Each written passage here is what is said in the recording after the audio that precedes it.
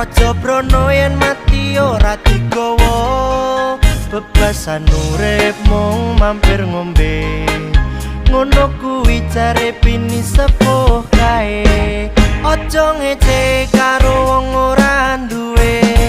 Raja Brana yen mati ora digawa, bebasan urip mung mampir ngombe. Ngono kuwi jare Bini sepuh kae. Yen numpak sepora sepe metu dhuwur, iwas atur mumur yen awak ora diatur.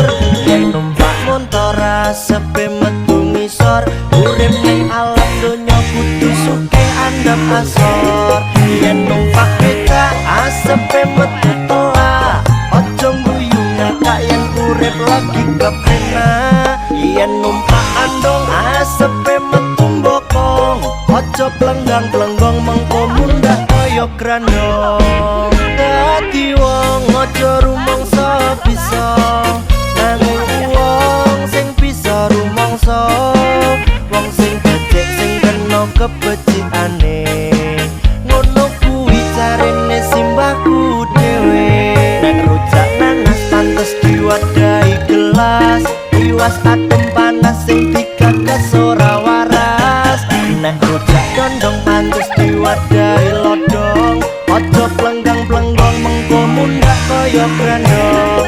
Nek rujak mayat lalapane rumah sakit, bingung golek duit ngurusi barang kejepit. Nek rujak mayat lalapane rumah sakit, bingung golek duit ngurusi barang kejepit.